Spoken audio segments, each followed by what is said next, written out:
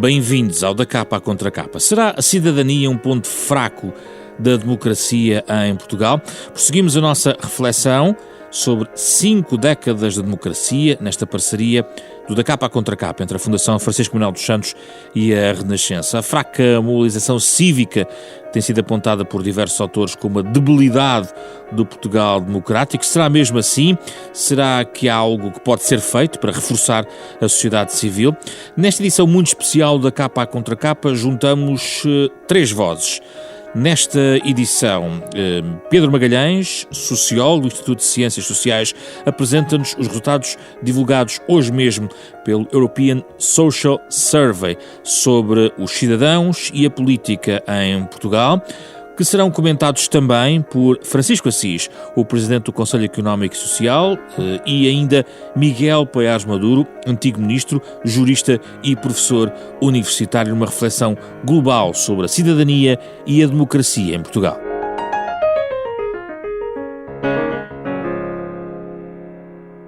Antes de ouvir a opinião de Francisco Assis e Miguel Paiares Maduro, vamos pedir ajuda ao sociólogo Pedro Magalhães para nos trazer os dados mais recentes sobre a confiança dos cidadãos na democracia e nas instituições, nos valores que foram hoje divulgados no European Social Survey, que mostra dados relativos à posição dos portugueses em relação a diversos tipos de realidade democrática em Portugal. Pedro, o que há a destacar nos resultados de hoje? Bem, antes de mais, obrigado pelo convite. Portanto, nesta ronda 10, o inquérito que foi aplicado a uma amostra da população tinha 2 tipos de pergunta. Por um lado, nós perguntávamos aos inquiridos até que ponto é que achavam que diferentes aspectos, já vou dar alguns exemplos, eram importantes para um país ser uma democracia. Por exemplo, até que ponto é que é importante as eleições serem livres e justas? Ou, por outro lado, até que ponto é que é importante que os tribunais tratem todos da mesma forma? E já veremos outros exemplos.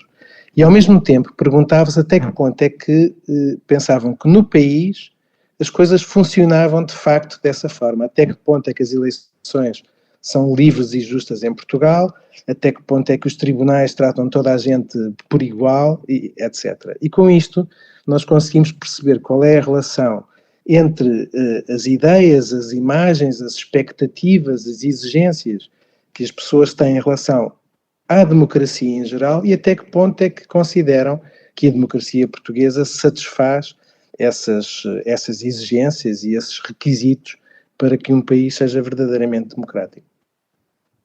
E a que conclusões chegaram globalmente nestes 4 âmbitos, eleitoral, liberal, social e da chamada democracia direta?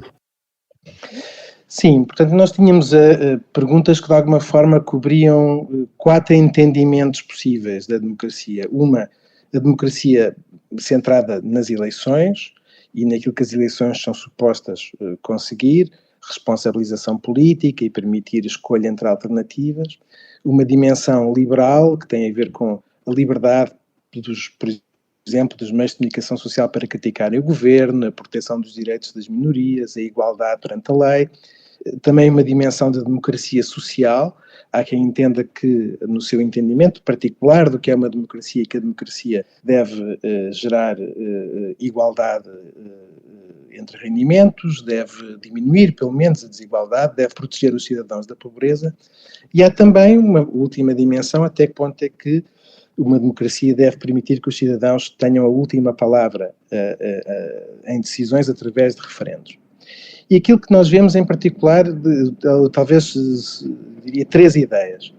A primeira é que quando comparamos 2012 com 2022, porque estes inquéritos foram repetidos nestes 2 momentos, vemos muito poucas diferenças de um momento para o outro. O que é interessante, significa que, digamos, aquilo que os portugueses consideram ser aquilo que funciona melhor e aquilo que funciona pior na nossa democracia não mudou muito ao longo destes 10 anos e, reparem, 2012 e 2022 são contextos muito diferentes. Portanto, há aqui uma certa estabilidade, não só na concepção do que deve ser uma democracia, mas também naquilo que funciona menos bem.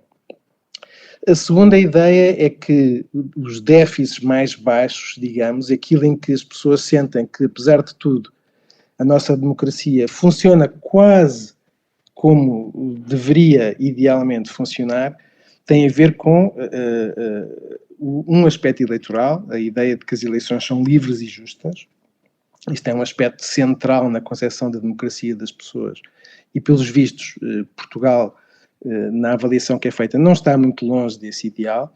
E também na liberdade de imprensa. Também um aspecto considerado importante e onde, digamos, o desempenho é considerado, enfim, quase chegando ao que seria o ideal. E depois há 3 dimensões onde, de facto, os déficits são muito grandes. Tem a ver com os tribunais, com a ideia de que os tribunais tratam todos da mesma forma. Há uma diferença enorme pela negativa entre aquilo que a democracia era suposto conseguir e aquilo que na avaliação das pessoas consegue de facto. Portanto, há aqui a diferença de médias é de 6,5, ou seja, é como se em média a importância fosse 10 e a avaliação real é 3,5, portanto é uma diferença enorme. E também naquilo que nós podemos chamar a visão mais social ou igualitária da democracia. Até que ponto é que os governos tomam medidas para reduzir a desigualdade de rendimentos ou para proteger os cidadãos da pobreza? Em média, para os portugueses, a democracia portuguesa está muito longe daquilo que deveria conseguir deste ponto de vista. Portanto, estas são, digamos, as coisas que são muito estáveis entre 2012 e 2022, onde é que os portugueses encontram maiores déficits na nossa democracia. Essa estabilidade permite-nos entender que os dados que aqui estão expressos não são marcados por alterações de última hora ou recentes do quadro político, porque o trabalho de campo foi conduzido, neste caso, nesta ronda, entre julho de 2021 e março de 2022, mas a estabilidade face ao panorama de 2002, num quadro diferente, indicia que há uma estabilidade também na forma como, de facto, os portugueses olham para a sua democracia. É isto? Em geral, eu diria que sim. Vou fazer uma ressalva no fim, mas em geral diria que sim. Há um outro aspecto que reforça esta ideia, que é quando nós procuramos, por exemplo, diferenças entre os eleitores do ponto de vista do partido com o qual simpatizam, ou do ponto de vista do seu posicionamento ideológico à esquerda e à direita, as diferenças são muito pequenas. Ou seja, é verdade que, seja em 2012, seja em 2022, para as pessoas que simpatizam com os partidos nesse momento no governo, o panorama é um pouco menos negativo, ou seja, os déficits são vistos como um pouco menores, o que é normal, porque de alguma forma as pessoas sentem que o governo reflete um pouco mais as suas ideias, mas estas diferenças entre simpatizantes de partido do governo, da oposição, de esquerda e direita, são muito pequenas, o que para nós indica que esta visão do que funciona melhor e do que funciona pior no nosso regime é muito difusa, é muito generalizada e não está correlacionada fortemente com variáveis, nomeadamente de tipo político. A ressalva que eu faço é a seguinte, é que entre 2012 e 2022 houve uma mudança importante. Eu falava há pouco das coisas que não mudam, queria falar de uma coisa que muda, que é, no fundo, a ideia de que a nossa democracia permite responsabilizar eleitoralmente os governos. Nós perguntamos às pessoas até que ponto é que é importante que numa democracia os governos sejam castigados quando fazem um mau trabalho e até que ponto é que acham que isso realmente acontece. E de 2012 para 2022 esta visão torna-se mais negativa, ou seja, a diferença entre aquilo que seria ideal e aquilo que realmente acontece aumenta.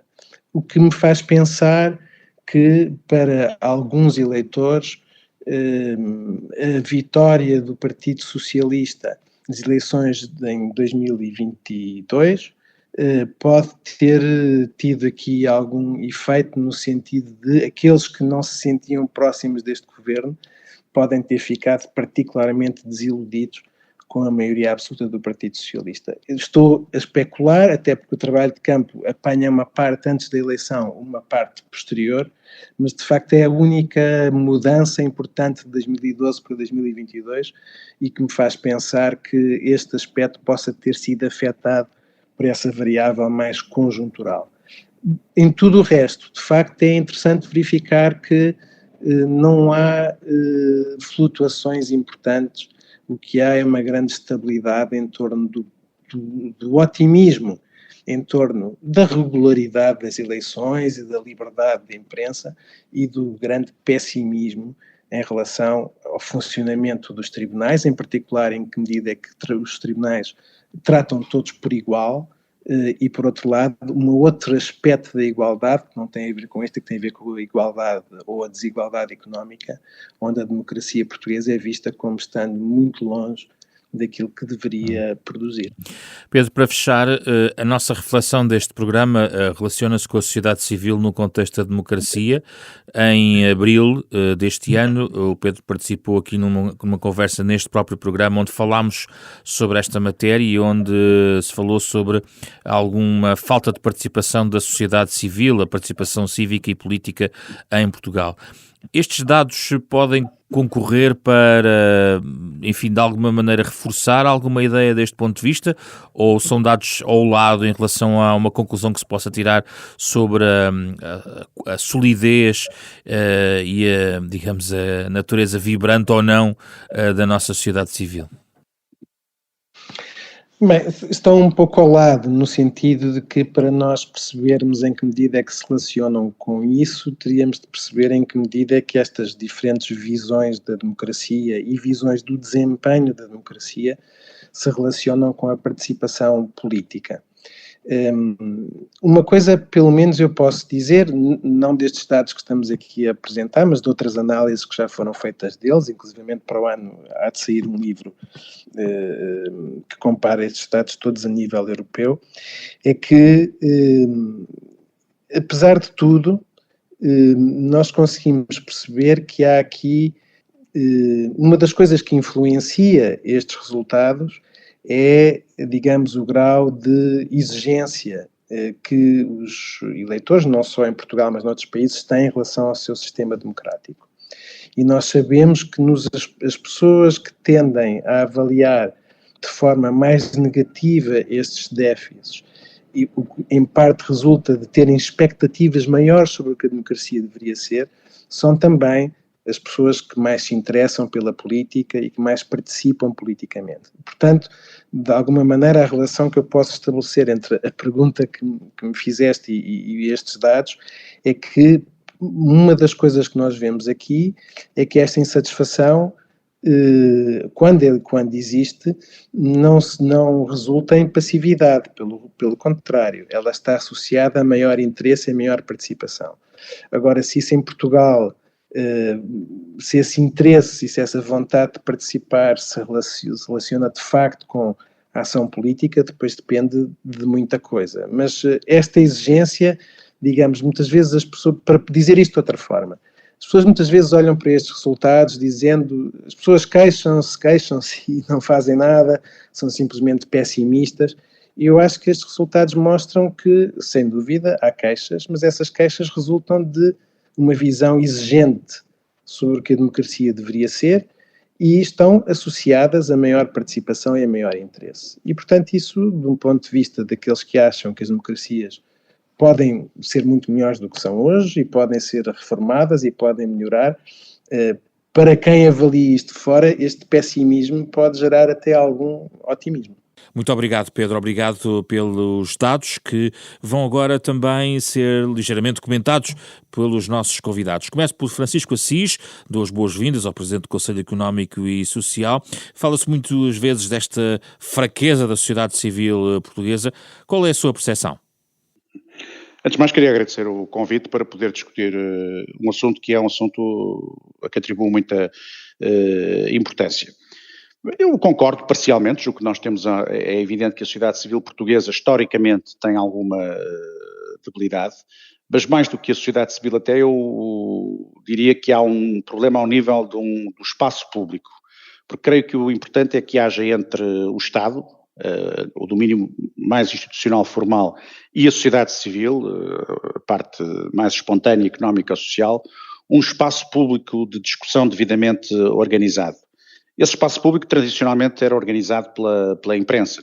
No século XIX e século XX é em torno da imprensa que a grande parte, e dos clubes e das associações destinadas a promover o debate político, o debate de ideias, isso marcou muito, isto é um problema europeu, não é só português, isso marcou muito a vida do século XIX e boa parte do século XX, e não há dúvida que a partir de certa altura, por razões diversas, tudo isso entrou um pouco em crise. Isto é, nós hoje vivemos em sociedades onde as pessoas tendem a fechar-se muito na sua dimensão mais privada, quando intervêm no plano cívico, fazem-no muitas vezes em torno de causas muito específicas e muito limitadas, e há alguma crise ao nível de uma participação cívica mais geral, de uma discussão mais aberta de todos os grandes assuntos que se colocam às sociedades contemporâneas. E como é que chegámos aqui, Francisco Assis? É um produto, é um processo no Ocidente. Nós só temos democracias, infelizmente, praticamente no Ocidente, não é? Nos outros países, não, nos outros espaços culturais ou civilizacionais escasseiam as democracias. Temos o Japão, a Coreia do Sul como sistemas democráticos, ainda que distintos em alguns aspectos fundamentais do nosso modelo. Depois nós temos democracias de facto no continente europeu e no continente americano, e no continente americano também com características diversas umas das outras. A verdade é que nos últimos 30, 40 anos houve um refluir para essa dimensão privada, eu sou um grande defensor do princípio da afirmação dos direitos individuais, portanto tenho alguma dificuldade em contestar o individualismo, mas há um individualismo positivo, que é o individualismo que é a afirmação justamente dos direitos, da autonomia de cada sujeito, mas também há um individualismo negativo, que é o individualismo que nos leva a perdermos de vista a participação na vida cívica e na vida comunitária. E nessa perspectiva há uma crise das grandes referências comunitárias e dos grandes mecanismos e até das grandes, também não é a palavra que uso com frequência, mas não me ocorre agora outra melhor, que são as grandes narrativas comunitárias, sejam elas de índole ideológica, sejam até de índole religiosa, sejam de índole filosófica, não é? Na verdade, tudo isso entrou um pouco em crise. Isso levou a que as pessoas sentissem menos vontade de participação na vida pública, no debate público. E quando fazem, repito, e até o fazem hoje de forma diferente, porque fazem através das redes sociais, fazem-no muito de uma forma um pouco narcísica, porque é apenas tratando dos assuntos que mais diretamente lhes interessam e procurando mais exprimir os seus pontos de vista do que propriamente participando numa discussão aberta com os outros. Não, o Francisco Assis não tem uma interpretação do ponto de vista histórico em relação a esta matéria. Eu pergunto-lhe isto porque em Espanha, aqui ao lado, num país que depois fez a sua transição democrática, depois de Portugal, a sociedade civil é historicamente mais aguerrida, mais participativa. Isso é um caldo cultural que a história forneceu ou fornece aos países e que Portugal não tem, por exemplo? Eu não creio que a situação espanhola seja muito diferente da portuguesa, é muito melhor. Eu tenho estado várias vezes em Espanha nos últimos tempos e acompanho muito a vida política e cultural espanhola e francamente não vejo. Penso até que, em alguns aspectos, a nossa democracia, neste momento, funciona melhor que a democracia espanhola, porque eles também têm vicissitudes que nós não temos, ou estão a passar por elas. Mas nós temos, de facto, um problema que não é um problema estritamente português. Esta questão que nós discutimos é uma questão que hoje se discute em todo o mundo ocidental, seja na Europa, seja nos Estados Unidos. Os Estados Unidos, por exemplo, têm uma tradição de fortes democracias locais, de forte envolvimento das pessoas nas comunidades locais. O Tocqueville, que foi o primeiro grande o primeiro grande autor a analisar a democracia americana, percebeu isso mesmo, que era uma democracia muito baseada numa vontade de participação cívica a nível local e que isso era a forma que aquela democracia tinha encontrado para fazer face aos riscos de um individualismo excessivo. E os Estados Unidos, de alguma maneira, ainda mantêm isso, mas também têm outros problemas, como sabemos, muito grandes hoje. E nos países europeus há um pouco essa questão, que depois é associada hoje a outros problemas mais graves, a dificuldade em lidar com os fenómenos migratórios, uma progressiva percepção da ideia de comunidade como algo de fechado e fechado ao outro.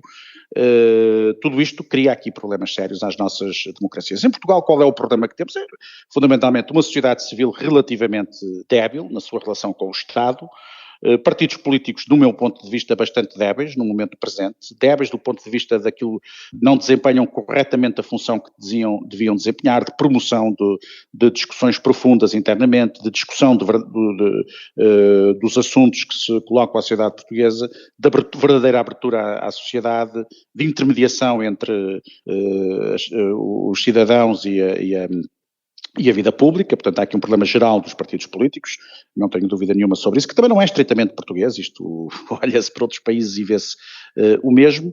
Portanto, há uma crise neste momento, mas a democracia passa por estas crises, não é? A democracia é um regime muitíssimo exigente. Ela exige, e as democracias modernas exigem uma conciliação de dois aspectos que são fundamentais. Por um lado, são democracias que assentam na ideia de liberdade, da afirmação da liberdade individual e, portanto, na ideia de que as pessoas não são obrigadas a estar permanentemente a participar na vida pública, têm uma esfera privada e têm todo o direito de se refugiar nessa esfera privada sempre que o entenderem. Mas, por outro lado, uma democracia exige também um grau mínimo de participação cívica. E é este equilíbrio que tem que se encontrar entre a valorização do indivíduo e a valorização do cidadão inserido na vida da sua comunidade, que nem sempre se consegue alcançar da melhor forma. Há períodos em que as coisas correm melhor, há períodos em que as coisas correm menos bem. Se associarmos a isto um período de grande angústia, creio eu, que marca a época que atravessamos, pelas grandes transformações que estão a ocorrer no plano científico, no plano tecnológico, no plano demográfico, no plano ambiental, etc. Nós vivemos uma época muito marcada pela ansiedade, uma ansiedade coletiva, uma ansiedade dos indivíduos.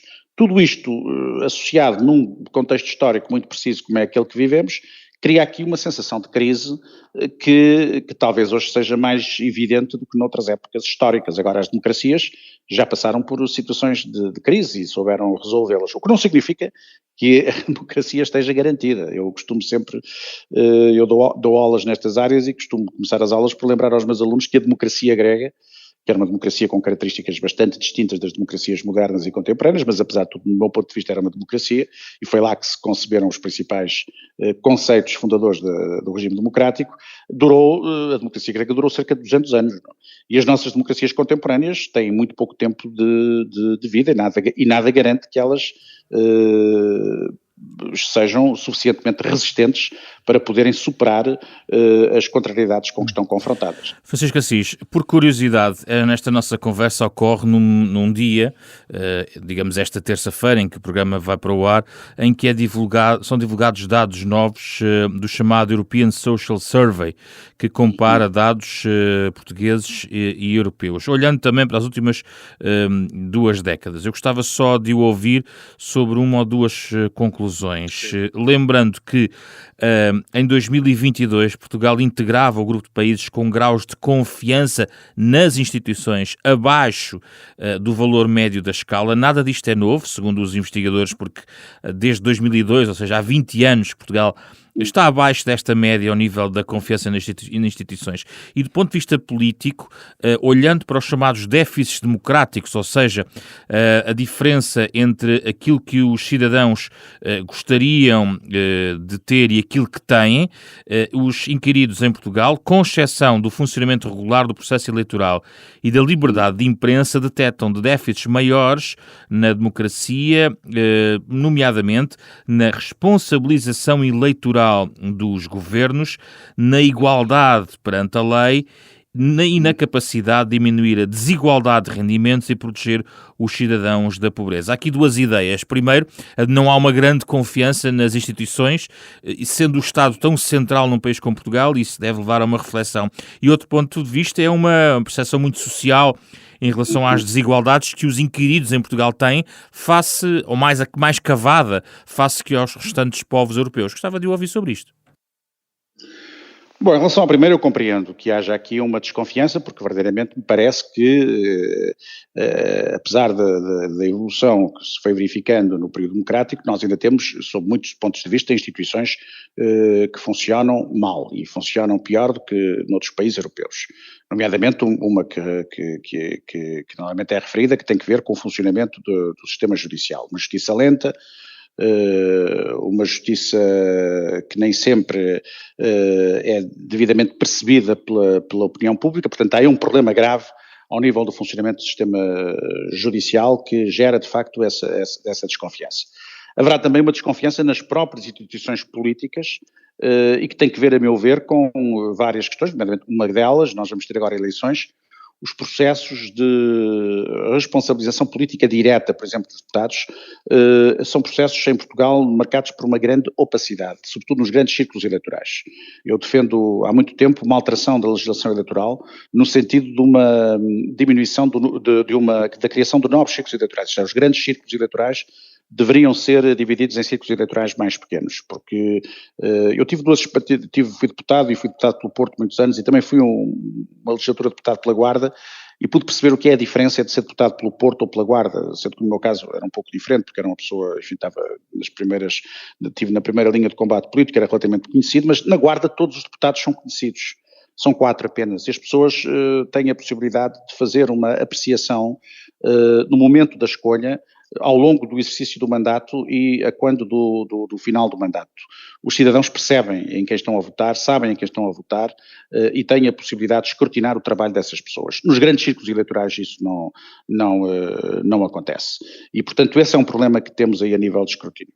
A nível das câmaras municipais, provavelmente também haveria algumas modificações a fazer, no sentido, por exemplo, de reforçar a capacidade de fiscalização por parte das oposições. São sistemas muito presidencialistas a nível das autarquias locais. Eu sei que é difícil os presidentes de Câmara, eu já fui há muitos anos atrás, aceitarem grandes mudanças nesse domínio, mas é uma área em que era preciso melhorar as condições de democraticidade a nível do poder local, até porque é aí também que se joga muito o futuro de uma democracia, porque as pessoas aí têm uma participação mais direta e podem ter uma participação maior no debate, no dia-a-dia da vida das suas terras. Portanto, eu creio que a nível das instituições haverá razões, e as instituições em geral não respondem tardiamente, respondem mal, nem sempre tratam bem as pessoas. O cidadão desconfia muito das instituições em Portugal. Isso é algo que nós temos que trabalhar bastante, até porque tem consequências a todos os níveis. A segunda questão era a questão relativa à igualdade e à desigualdade. Bom, o que nós temos percebido é o seguinte: em Portugal, apesar de tudo, houve tem havido a promoção de políticas de combate à desigualdade. Se não houvesse essa intervenção do Estado, a desigualdade em Portugal seria muito maior do que o que é.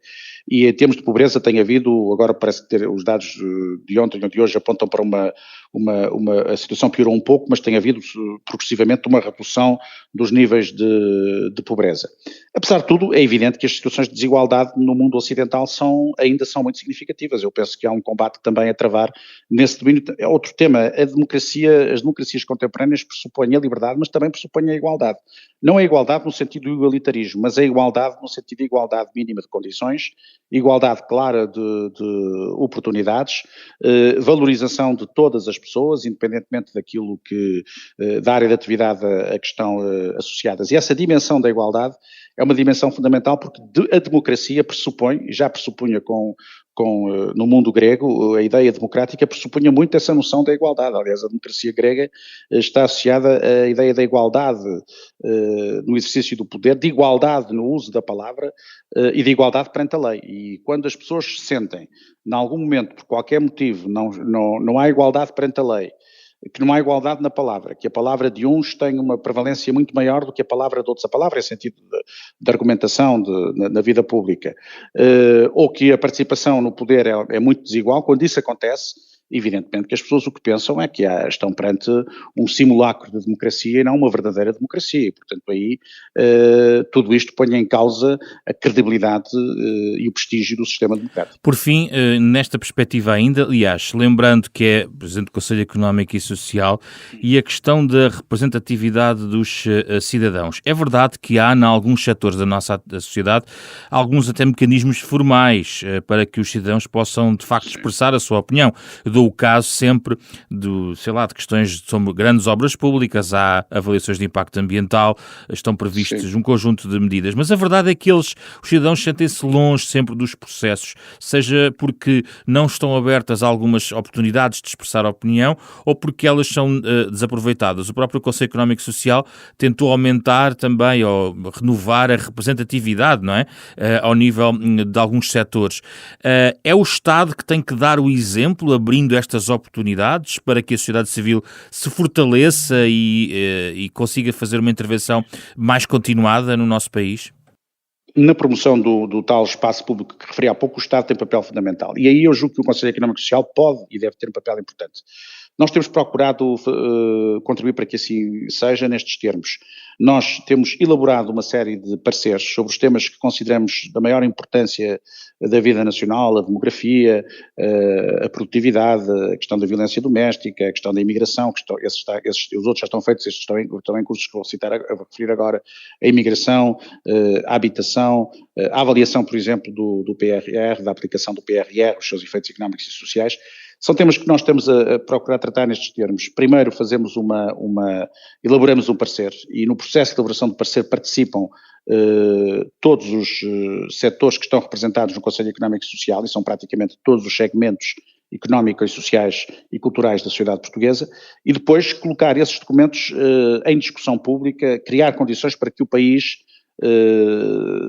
possa travar uma discussão o mais racional, o mais informada, o mais serena possível em torno desses assuntos. Portanto, creio que isso é importante. Por outro lado, tivemos recentemente cá em Portugal o presidente do SES francês para nos apresentar uma iniciativa que eles estão a desenvolver em França, já fizeram 2 experiências nesse domínio, que é a criação das Assembleias de Cidadãos, que é uma coisa polémica, mas que pode contribuir, de facto, para promover um tipo de discussão diferente, que são cidadãos que são sorteados e que representam, enfim, há critérios para que eles possam representar a pluralidade da sociedade francesa, no caso, depois é por sorteio e que durante uns fins de semana reúnem para debater um tema específico. Eles debateram já 2 temas, o tema do ambiente e o tema do fim da vida, da eutanásia e do suicídio e da morte, desculpe, medicamente assistida, e é um tema difícil, como sabemos, o tema da eutanásia, e o objetivo deles foi justamente fazer preceder uma decisão da Assembleia Nacional Francesa sobre a eutanásia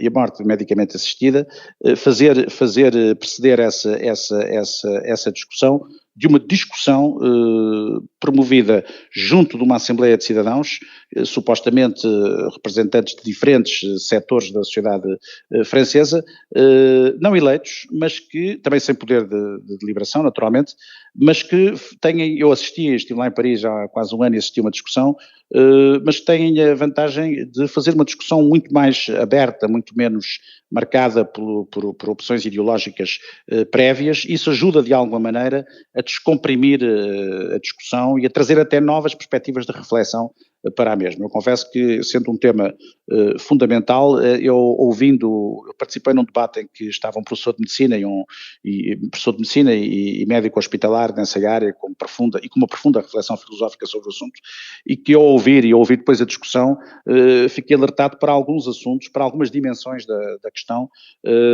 para que não estava inteiramente atento até então. Portanto, isso ajuda, de facto, creio eu, a aprofundar discussões de temas especialmente difíceis para as sociedades ocidentais. Portanto, há aqui caminhos, não há soluções absolutas, há aqui caminhos, e eu estou convencido que há aqui algum experimentalismo que temos que levar a cabo, porque também me parece, isso é a ideia que eu tenho, até esta minha experiência no SES tem vindo a reforçar essa convicção, eu tenho a sensação que as pessoas têm, apesar de tudo, vontade de participar, e quando são chamadas minimamente a participar, participam. E participam e têm interesse em discutir os mais diversos assuntos, em obter a informação que as capacite para essa discussão e em ouvir as opiniões das outras pessoas. que é outro problema das nossas democracias. Nós estamos com alguma dificuldade em ouvir os outros. Eu acho que hoje é um problema grave, que é um problema de incapacidade de escutar, de ouvir as opiniões dos outros e de discutirmos abertamente com os outros. Nós temos mais tendência para proclamar as nossas posições de uma forma definitiva do que propriamente para discutirmos abertamente com os outros, admitindo que nós não temos a razão toda, que haverá também razões nos outros, e a partir daí podermos chegar a soluções mais corretas do que aquelas que correspondem ao nosso ponto de partida. Muito obrigado, Francisco Assis. Vamos agora ouvir Miguel Poiares Maduro, o jurista e professor universitário, antigo ministro, que também é convidado por nós a lançar aqui a sua reflexão sobre esta matéria das relações entre a cidadania e a democracia. Na sua perspectiva, vivemos efetivamente uma cidadania débil, uma sociedade civil que está muito fragilizada, pelo menos ao nível de que nós deveríamos ter numa democracia já de 5 décadas? Eu acho que há vários indicadores, do meu ponto de vista, são preocupantes quanto à forma como a sociedade civil em Portugal se envolve, escrutina ao poder e, no fundo, tem o papel de, por um lado, promover e criar incentivos a uma política que funcione melhor e com maior integridade, maior responsabilização, a melhores políticas públicas, e que, por outro lado, tenha esse papel também de escrutínio do poder, de identificação de limites. E eu acho que esses indicadores são de vários tipos.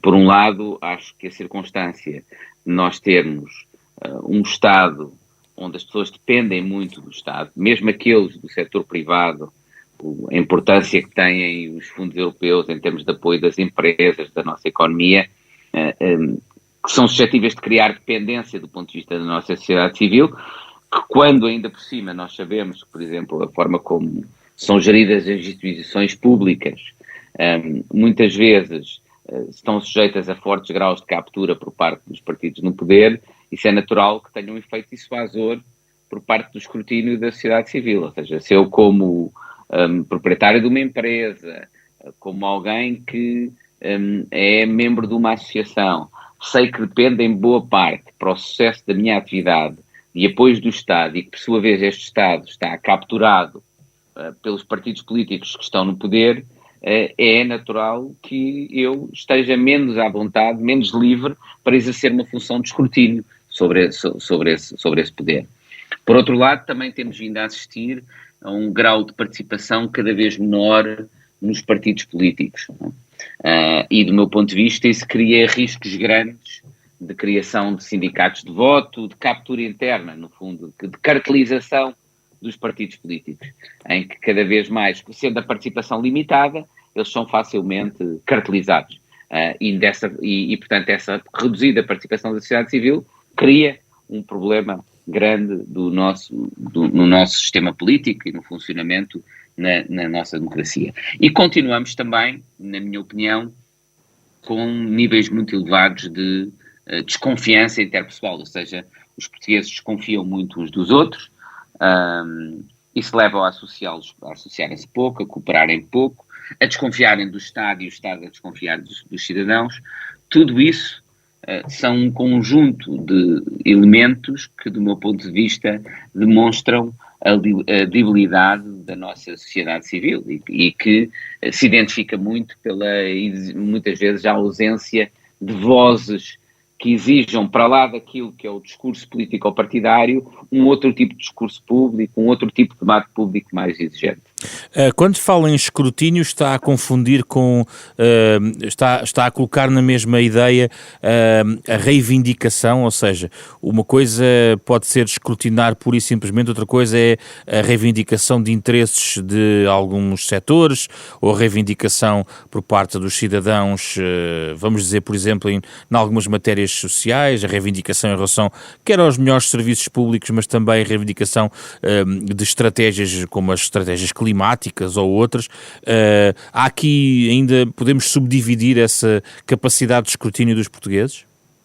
Podemos, e eu direi o seguinte, onde estão em causa interesses diretos de determinados grupos profissionais, sociais, é natural que essa reivindicação exista, não é? onde os interesses, ou os rendimentos dos médicos, ou dos professores, ou a organização da ordem dos advogados está em causa, essas entidades profissionais muitas vezes participam e ouvem. Mas precisamente porque aí é natural que eles sejam ativados, não é? Se os seus interesses colocam diretamente em causa, eles são ativados. Porquê é que é muito importante uma sociedade civil diversa e forte? Precisamente porque, para além desses interesses, digamos, de natureza mais corporativa, não é? Interesses concentrados, quase todas as políticas públicas envolvem muitas vezes, do outro lado desses interesses difusos, não é? Interesses da generalidade do resto da sociedade, que se, por exemplo, determinadas atividades económicas estão muito determinadas por certos interesses específicos, significa que os cidadãos têm menos serviços, ou serviços mais caros, ou de menos qualidade, não é? E, portanto, o escrutínio das políticas públicas não deve depender apenas daqueles que são diretamente objeto dessas políticas públicas, deve envolver uma participação e um controle da sua qualidade pela sociedade no seu geral. E para isso é necessário quem mobilize, ative esses interesses difusos, não apenas esses interesses profissionais que são afetados diretamente por cada uma dessas políticas. Ora, é aí que muitas vezes nós não temos instituições e organizações de qualidade que defendam e que ativamente defendam esses interesses difusos. Mas o que é que chama organizações de qualidade? Como é que avalia a qualidade? Com capacitação, com representação genuína, ou seja, de um largo espectro de cidadãos, não é? Independentes, quer desses interesses corporativos, quer desses interesses, quer de interesses partidários, capacitadas, ou seja, com competência técnica, com competências técnicas nessas matérias, por exemplo, setoriais, não é? Que funcionem com base, digamos, nas evidências científicas e com base em dados, que tragam para o espaço público informação sobre as consequências de determinadas políticas, ou aquilo que está na base de determinadas políticas, que permitam contextualizar determinadas políticas. Muitas vezes a nossa discussão é uma discussão muito débil. Portanto, é um problema quer de representatividade, assimétrica, se quiser. Num país com uma sociedade civil débil, sem essas organizações que representem e organizem e mobilizem esses interesses difusos, as políticas públicas tendem a ser excessivamente dependentes dos interesses mais corporativos, porque os outros acabam por não se fazer ouvir, não é? E, em segundo lugar, é um problema também não apenas de destruição da representação, mas também um problema de falta de qualidade das políticas públicas. Porque muitas vezes esse debate público processa-se com pouca competência, pouca qualificação, poucos especialistas que sejam verdadeiramente conhecedores dos temas que falem sobre eles, poucos dados que informem esse debate, pouco conhecimento, no fundo. Isso depois vai empobrecer a escolha política, no sentido de haver poucas alternativas, e também pergunto-lhe, neste contexto, há polarização ainda a menos do que devíamos ter numa democracia mais consolidada? Não, eu acho que nós até temos bastante polarização em Portugal. Agora, a polarização é organizada, sobretudo, com base em determinados temas político-partidários, porque são eles que estão, porque é sobretudo o debate político-partidário que está a determinar a polarização. Eu acho, aliás, que em Portugal a nossa cultura política até beneficiaria, em algumas matérias, de mais compromisso, e que a inexistência da tal qualificação do nosso debate público, de uma informação do nosso debate público com base em determinados dados que fossem consensuais, consolidados, validados tecnicamente, dificulta esses compromissos, dificulta a emergência de consensos em matérias que deviam ser sobretudo técnicas, deixando para o debate verdadeiramente aquilo que implica decisões políticas e diferentes visões ideológicas do mundo. Na realidade, muitas vezes nós não conseguimos fazer essa distinção porque não temos essa qualificação do nosso debate público. E como é que se faz a mudança deste paradigma noutro sentido? Com isto pergunto se num país que está tão virado ao Estado, a vários níveis, como acabou de referir, tem que ser o Estado a criar ferramentas para no fundo, espicaçar a própria sociedade civil? Teremos que chegar a esse ponto? Não. Eu acho que o primeiro ponto é o seguinte. Era fundamental para nós termos uma sociedade civil mais livre, mais independente, que nós podemos ter uma visão da intervenção do Estado na economia maior ou menor, mas deveríamos todos concordar que o Estado não deveria estar capturado por quem quer que está a exercer o poder num determinado momento. Não deveria estar partidarizado. Porque mesmo países com uma forte intervenção do Estado, e em que as sociedades dependem bastante do Estado, como o Estado é uma entidade que ao mesmo tempo está bastante protegida da sua captura pelos partidos políticos que exercem conjunturalmente o poder, os cidadãos sabem que as suas posições políticas, o seu escrutínio, aquilo em que se manifestam, não vai ter consequências na sua relação do Estado. Em Portugal, o que cria e limita bastante a liberdade da sociedade civil é a conjugação entre uma forte intervenção do Estado, um forte peso do Estado na economia da sociedade e, simultaneamente, com uma forte captura do Estado pelos partidos políticos, e em particular pelo partido político que exerce o poder. Mas a captura pode ser... dessas duas circunstâncias. Mas a captura pode ser mudada decretando alterações, por exemplo, em regimes de nomeações, incompatibilidades, etc. Exatamente. Lá está, por exemplo, despartidarização do processo de seleção e nomeação para cargos públicos. Definição de fronteiras claras entre aquilo que é o domínio da decisão técnica e o domínio da decisão política. Dou-lhe um exemplo até da minha experiência enquanto ministro, quando eu cheguei ao governo e paliámos os fundos do Portugal 2020, as decisões de atribuição de seleção de projetos eram feitas por comissões. O governo estabelecia as orientações políticas, quais são as prioridades de investimento, quem é que decide se determinados projetos são melhor ou piores para prosseguir as atividades, eram entidades independentes, técnicas, sem haver recurso político para o governo. Esse recurso político, infelizmente, foi reintroduzido depois de eu deixar o governo. Imediatamente, essa reintrodução de um recurso de uma decisão técnica para um decisor político cria o risco de partidarização e esse receio por parte dos cidadãos. Só para lhe dar um exemplo, também deveríamos proteger de uma forma muito mais eficaz do que fazemos, desde logo também nos critérios de nomeação, mas não apenas, a independência dos reguladores independentes. Portanto, há todo um conjunto de práticas que nós temos de alterar se nós quisermos libertar e dar maior autonomia e independência à sociedade civil, independentemente, como digo, do grau de intervenção até do Estado na economia da sociedade. As duas coisas não são necessariamente as mesmas. Como sabe, nestes resultados do European Social Survey, há aqui uma questão relacionada com a forma como os cidadãos olham a questão no setor da justiça. Grosso modo, não entrando em pormenor, mas há uma avaliação direta ou indireta relativamente negativa em relação à questão da justiça, tendo em conta exatamente a igualdade perante a lei, entre outras matérias, digamos, da dimensão liberal, como os sociólogos incluem aqui neste estudo.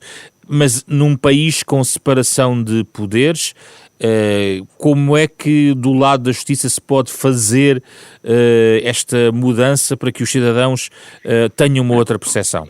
Eu acho que é muito preocupante o dado que os cidadãos acham que a justiça não trata todos por igual. Eu acho que esse dado também reforça uma percepção mais ampla que os cidadãos têm de que a lei e a administração não trata todos por igual. Mas a própria percepção de que a justiça não trata todos por igual é, em boa medida, consequência dessa percepção mais geral de desigualdade perante a lei, de que em Portugal a interpretação da lei, a aplicação da lei depende, lá está de novo, mais da proximidade ao poder do que do mérito individual que as pessoas tenham, incluindo nos casos que suscitem perante a justiça, mas sobretudo, do meu ponto de vista, há também um impacto muito grande, simbólico, de casos que têm uma grande dimensão e visibilidade pública. Não é? Apesar da justiça tratar e dever tratar todos os casos por igual, nós sabemos também que há determinado tipo de litigantes, e muitos deles em casos de enorme relevância pública e política, que conseguem explorar a lei de forma a que, por exemplo, os processos prolonguem por imenso tempo, vindo a prescrever, ou sem que se verem sanções, ou recorrendo das sanções que lhe são aplicadas, e só muitos anos mais tarde, quando isso chega a acontecer, é que cumprem realmente alguma pena. Ora, estes casos, ganhando esta visibilidade, é natural que depois se reflitam nesta avaliação que os cidadãos têm, de que, no fundo, há alguns mais privilegiados que conseguem escapar a uma aplicação efetiva do direito. E outros não, que não têm essa possibilidade. Daí a questão clássica nesta questão é sempre se o problema está na lei ou na aplicação da lei. E o Miguel parece-me apontar para o segundo caso. Não, eu acho que é ambas as coisas, na realidade. E aqui falo como jurista. Eu acho que há um problema de cultura judicial, ou seja, acho que os nossos tribunais, por exemplo, muitas vezes são excessivamente formalistas e que esse formalismo acaba por muitas vezes proteger alguns da aplicação da lei a que deveriam estar sujeitos, não é? Usam o recurso do formalismo para evitar justiça substancial. Eu costumo notar e falar com e outros juízes portugueses que eles próprios me dizem o mesmo, que o número de processos que são decididos em Portugal com base em questões de processo, de forma, é muito superior ao que acontece noutros países. Portanto, há uma prevalência da forma face à justiça de fundo.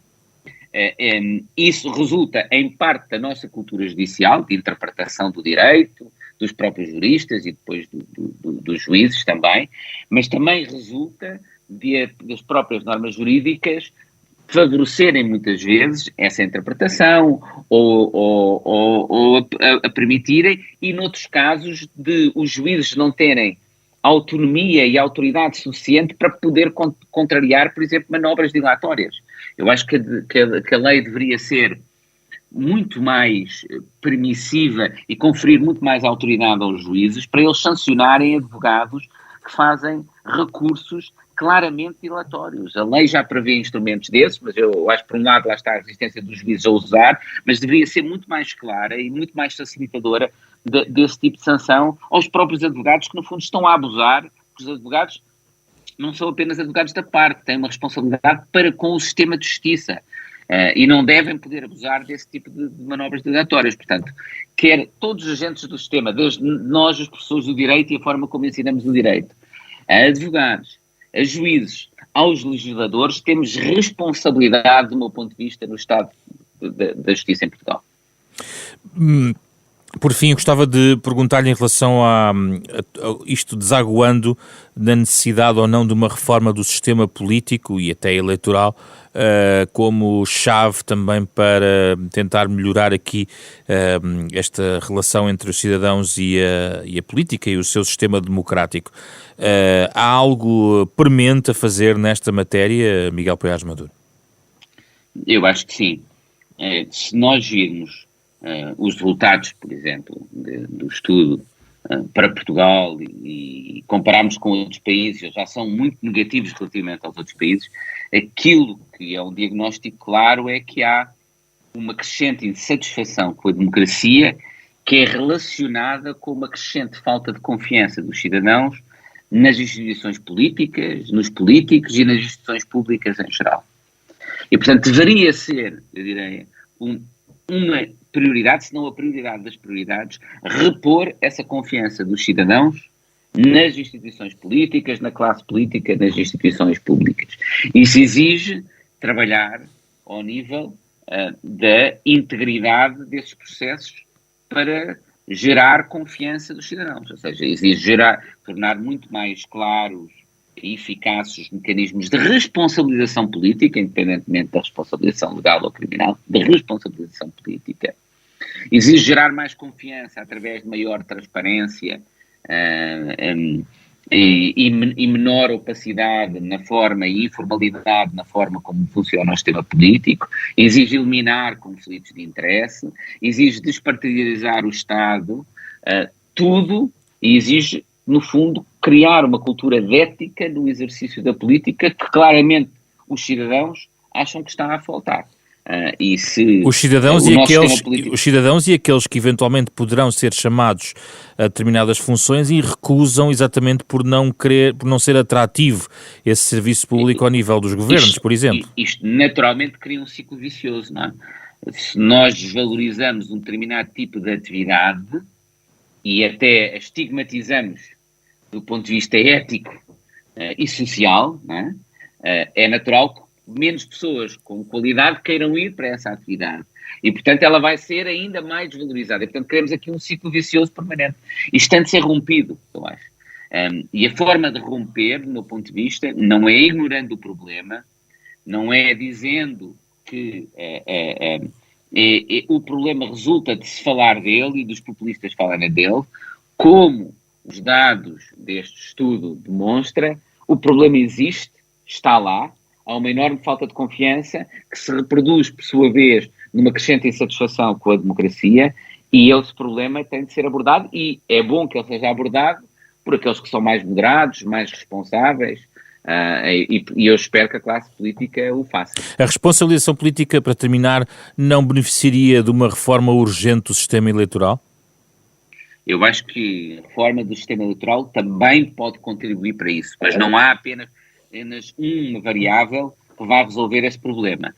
E seguramente que, sendo muito difícil a reforma do sistema eleitoral em Portugal, até pela maioria que é necessário obter para isso, acho que podemos trabalhar em muitos outros vetores, já mencionei alguns deles, que podem contribuir para repor essa confiança, para repor a credibilidade do sistema político, que me parece fundamental. Agradeço a reflexão de Francisco Assis, de Miguel Poiares Maduro e também de Pedro Magalhães, neste Da Capa à Contra Capa, onde olhamos para a cidadania e a democracia. Esta é uma parceria da Renascença com a Fundação Francisco Manuel dos Santos.